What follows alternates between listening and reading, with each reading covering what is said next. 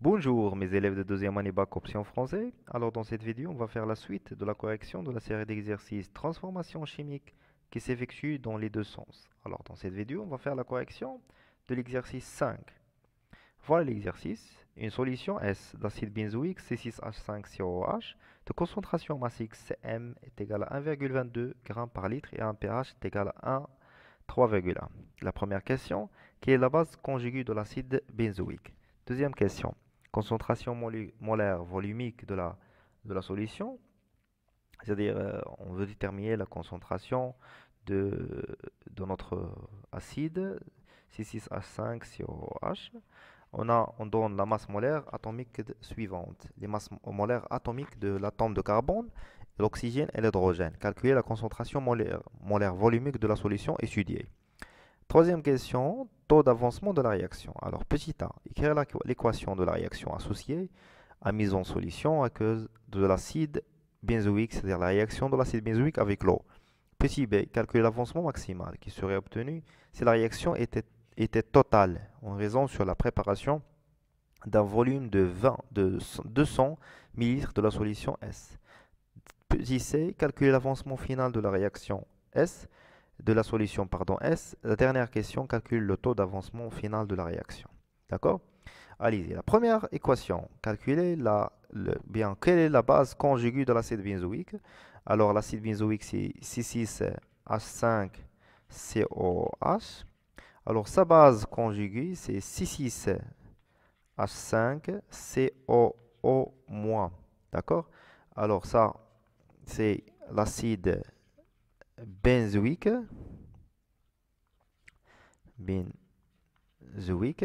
et celle-là, c'est l'ion benzoate. D'accord? Alors le nom, nomenclature de la base conjuguée de cet acide. C'est clair? La deuxième question, alors calculer la concentration molaire volumique. Alors, la concentration molaire, c'est quoi? Par définition, c'est la quantité de matière sur le volume. La quantité de matière sur le volume, alors on sait que la quantité de matière, c'est quoi? C'est la masse sur la masse molaire fois le volume V. Alors, et la concentration massique, c'est quoi? C'est la masse sur le volume. L'unité. On a la concentration massique qui est égale à 1,22 g par litre, c'est-à-dire la masse sur le volume. Alors, C est égal à la masse sur le volume fois 1 sur grand M. Alors, qu'est-ce qu'on trouve que la concentration molaire, c'est la concentration massique sur la masse molaire. Alors, pour calculer la concentration, il faut calculer la masse molaire. Alors, la masse molaire de l'acide benzoïque C6H5COH est égale à quoi? Alors, C est égal à Cm.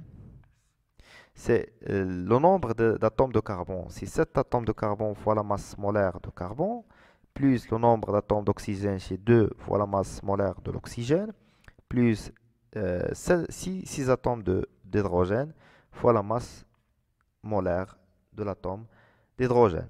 Alors une application numérique, alors Cm, la concentration massique, c'est 1,22 sur 7 fois 12 plus 2 fois 16 plus 6 fois 1. Alors on trouve la concentration molaire de la solution. Alors après l'application numérique, on trouve que 10 à la puissance moins 2 mol par litre. C'est clair? En passant maintenant à la question 3. Le taux d'avancement de la réaction. Pour trouver le taux d'avancement, il faut écrire la réaction, l'équation de la réaction associée mise en solution aqueuse de l'acide benzoïque. Alors on a l'acide benzoïque C6H5COH et sa base conjuguée C6H5CO-. Il va réagir l'acide avec l'eau, alors H2O, H3O+. Alors d'autres réactions, l'acide avec l'eau, d'accord, puisque on est dans une solution aqueuse. D'accord? Alors, c'est C6H5COH plus H2O. il va donner, on va faire juste une seule flèche, pardon. Alors C6, H5, CO au moins, plus H3 au plus. Alors on va faire le tableau d'avancement qui va nous aider pour répondre aux questions, à la question petit b, petit c. D'accord? Alors C6, H5, COH, plus H2O, il va donner C6, c'est les ions benzoate, CO au moins, plus les ions oxonium H3 au plus. Alors initialement, on a ici C fois V. Déjà l'eau, puisque on est dans une solution aqueuse, c'est en excès. CH3 0, C6H5, CO au moins 0 et H3 plus 0. Alors CV moins X, toujours en excès, X, X.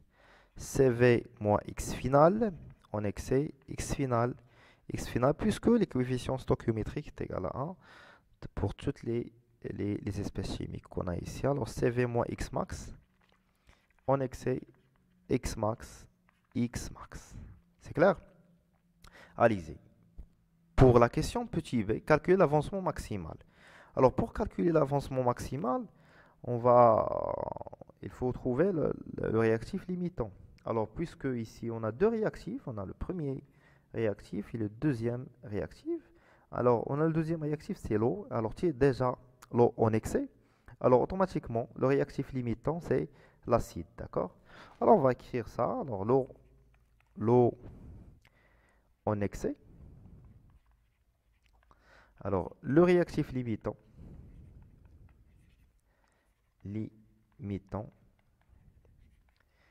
et l'acide benzoïque. Alors, puisque c'est le réactif limitant, alors CV moins X max est égal à 0. Alors X max est égal à C fois V. On va faire une application numérique. On a déjà trouvé la concentration molaire, c'est 10 à la puissance moins 2. Et le volume, il est déjà donné ici, c'est 200 millilitres fois 10 à la puissance moins 3. Alors X max est égal à 2 fois 10 à la puissance moins 3 mol. N'oubliez pas les unités s'il vous plaît. باش ما كديرش لي زونيتي كتبان مطنق كتحسب وما عارفش كتحسب. باش كدير لي زونيتي كتعرف كل حاجه حسبتيها كتعرف شنو كتعني. الوغ باش كيكون ان بروبليم اللي هو كبير كتعرف كيفاش مانيبيلي هذوك لي كيسيون ديالك كتعرف منين تدخل منين كتخرج. ماشي غير كتحسب وكتاثر وكدوز كل حاجه عارف شنو كتحسب فيها. La question suivante, calculer l'avancement final de la solution S. Alors pour calculer l'avancement final, on va voir le tableau d'avancement. Alors l'avancement final c'est X final. On peut remarquer ici qu'il est égal à la quantité de matière de H3 au plus. C'est clair? Allez-y. Alors d'après le tableau d'avancement,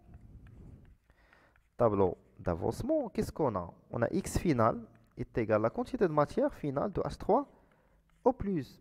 Est égal à quoi? Est égal à la concentration de H3 au plus fois le volume, qui est égal à 200 millilitres.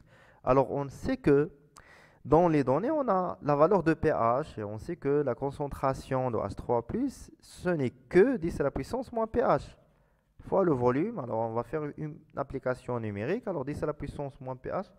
Le pH, je pense, c'est 3,1 fois le volume est égal à 200 fois 10 à la puissance moins 3.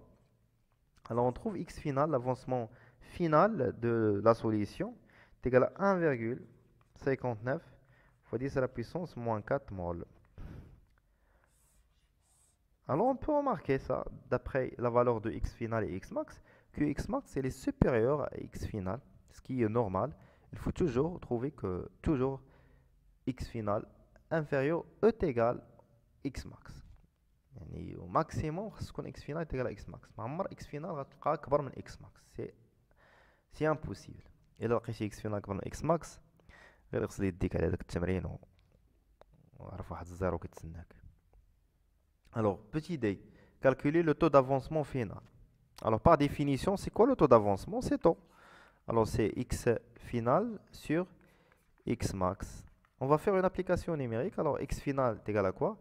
C'est égal à combien? C'est 1,59. 1,59 fois 10 à la puissance moins 4. Et x max, on a déjà trouvé la valeur de x max, c'est 2 fois 10 à la puissance moins 3. Alors, taux est égal. On va faire l'application numérique. On trouve que 0,785 est égal à aussi 7,95, pardon, 95%. Alors ça, il est inférieur à 100%. Qu'est-ce qu'on peut dire? Que la réaction, tout simplement comme conclusion de ça, n'est pas totale. N'est pas totale. Pourquoi? N'est pas totale. Pourquoi? Parce que l'avancement taux est inférieur à 100%. Cela veut dire que x final inférieur à x max. C'est clair? Alors, cela n'a qu'un conseil l'exercice d'IELI. N'oubliez pas de partager, abonner aussi. Laissez des commentaires, bien sûr des commentaires positifs. Et au revoir. Bon courage.